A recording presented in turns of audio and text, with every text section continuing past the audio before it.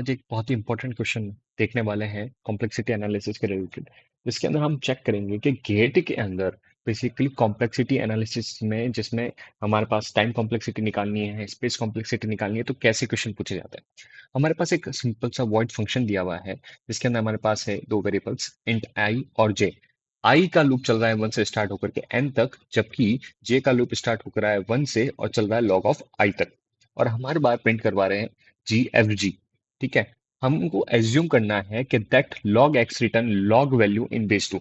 हमको जो ये लॉग ऑफ आई दिया हुआ है, तो इसकी जो बेस वैल्यू है हमेशा अपने को मिलेगी लॉग टू बेस के साथ में, यानी उसका जो बेस होगा वो टू होगा, इस लॉग का हमेशा बेस टू होगा। तो हमको बेसिकली बहुत ही इजीली हमको इस बेसिक सबसे पहले ये आसान तरीके में समझना है कि काम किस लूप के अंदर हो रहा है। तो हम देखते हैं कि काम हो रहा है इनर लूप के अंदर। तो हम सबसे पहले आउटर लूप, इनर लूप किसके ऊपर चल रहा है? इनर लूप चल रहा है आउटर लूप के ऊपर, और हमारा आउटर लूप है ये। तो आउटर लूप को एनालाइज करना है। सबसे पहले आउटर आउटर लूप कहाँ से स्टार्ट हो रहा है? आउटर लूप हमारा स्टार्ट होता है वन से।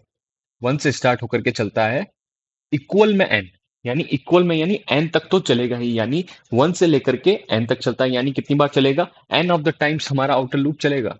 तो outer loop i start from one to n, so it run for total n times. तो ये चीज तो बिल्कुल क्लियर हो गई।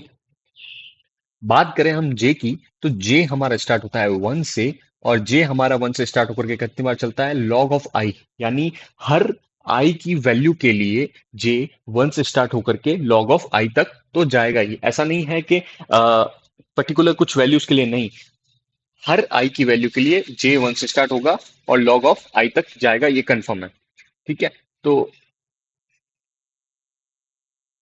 नेक्स्ट इसको समझते हैं। हमारे पास आई की क्लियरिटी मिल गई, आई लूप के बारे में पता चल गया। जो इनर लूप है उसके बारे में पता चल गया कि for each value of I J runs for one two log two of I. Log to क्यों लिया अपन ने? क्योंकि अपने को बोला गया था कि बेस जो है वो टू का लेना।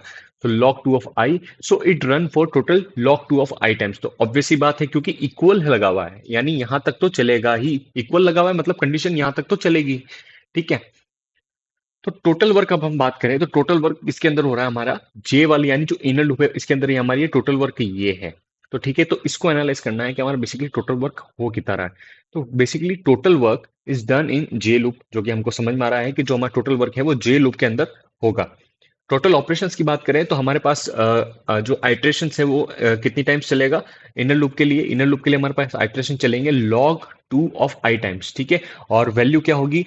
हर आई के लिए वन से स्टार्ट होकर के लॉग टू ऑफ आई, यानी इसकी वैल्यू क्या हो जाएगी? इसकी वैल्यू हो जाएगी, सिग्मा ही फंक्शन लेंगे, आई वन से स्टार्ट होकर के कहां तक जाएगा? एन तक, और लॉग ऑफ आई।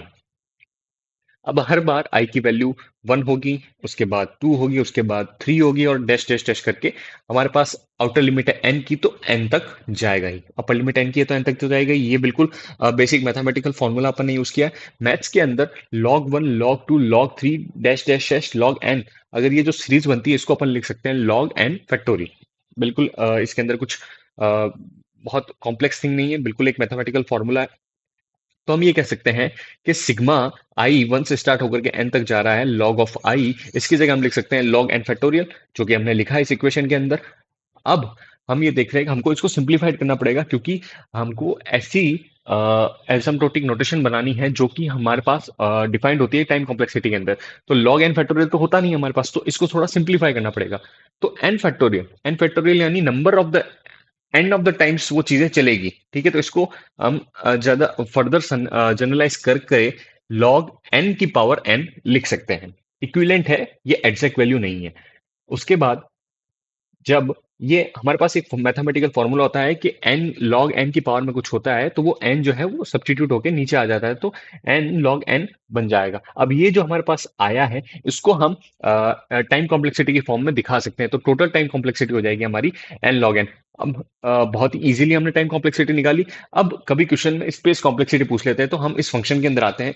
बेसिकली हमारे पास इसके अंदर दो वेरिएबल्स हैं, आई और जे, दोनों के ऊपर आइट्रेशन परफॉर्म हो रहे हैं। और जो हमारा जो टोटल वर्क है वो चल रहा है जे इनर लूप के अंदर। हम ये देख रहे हैं इनर लूप के अंदर बेसिकली कोई बिग मेमोरी यूज नहीं आ रही, जैसे कि स्टैक यूज नहीं आ रहा है हमारे पास में, एरे यूज नहीं आ रहा है हमारे पास में, रिकर्जन यूज नहीं आ रहा है, या कोई भी डायनेमिक प्रोग्रामिंग यूज नहीं आ रही है।